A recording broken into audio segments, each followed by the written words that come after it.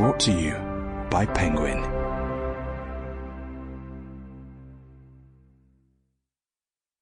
The Hero Code. Written and read by Admiral William H. McRaven, U.S. Navy, retired. I dedicate this book to all the remarkable men and women who battled and continue to fight the COVID-19 pandemic. The scientists, the healthcare professionals, those who provide and deliver our goods and services, those who teach our children, and those who protect our streets. If ever there were people worthy of the title hero, it is you. Thank you for all you have done for the nation and the world. How wonderful it is that nobody need wait a single moment before starting to improve the world. Anne Frank. Introduction. In 1960, when I was 5 years old, my father, an Air Force officer, was stationed in Fontainebleau, France. He was assigned to the Supreme Headquarters, Allied Powers Europe, SHAPE. We lived in an old three-story home in a remote area called Bella Woods. With few modern amenities in the house and no television, I grew up devouring American comic books. Batman, Spider-Man, the Fantastic Four, the X-Men, the Hulk, Thor, and Aquaman. But there was one hero who really captured my imagination. He was all American. His costume was red, white, and blue. He hailed from a small town in Kansas, and he had amazing powers. Faster than a speeding bullet, able to leap tall buildings in a single bound.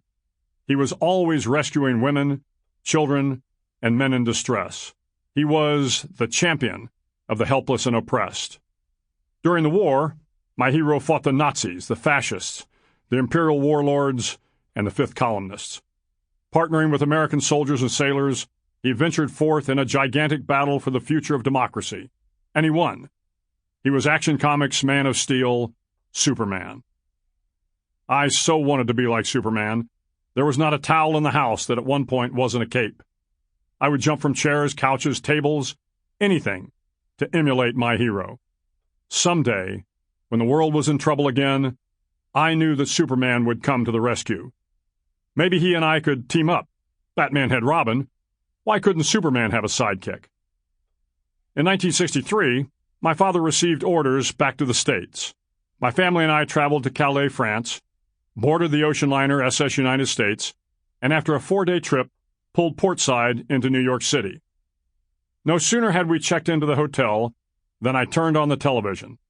There, in amazing black and white, was my hero, leaping from building to building, bullets bouncing off him, saving Lois Lane, and all this was happening in the city of Metropolis.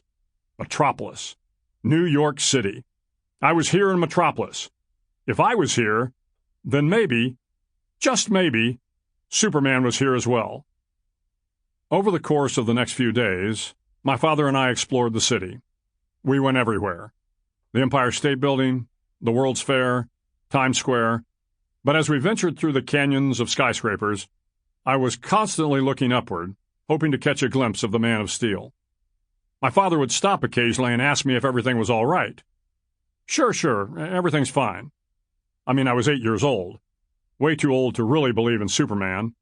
In my mind, I knew he was just a comic book character. But in my heart, I truly hoped that he was real. Because if Superman was real, then he could solve all the world's problems. Nothing was too difficult for Superman. The Nazis couldn't stop him. Aliens couldn't hurt him. No criminal was too smart to outwit my hero. Finally, my father stopped me and asked, "Bill, what's wrong?" I was embarrassed to tell him. But after some fatherly prodding, I finally said, "Well, New York City is Metropolis, and I hesitated. I was hoping to see Superman." Dad smiled, put his arm around me, pointed to a New York police officer and said, "Son, that's the man that protects New York City." If you could have an epiphany at 8 years old, well then, this was mine. If Superman wasn't real, then who was going to save the world? If Superman or Batman or Spider-Man weren't coming, then how would we stop the criminals, the Nazis, the Soviets, the aliens from outer space, and all the violence and destruction? The answer was clear. It was up to us. Sample complete. Ready to continue?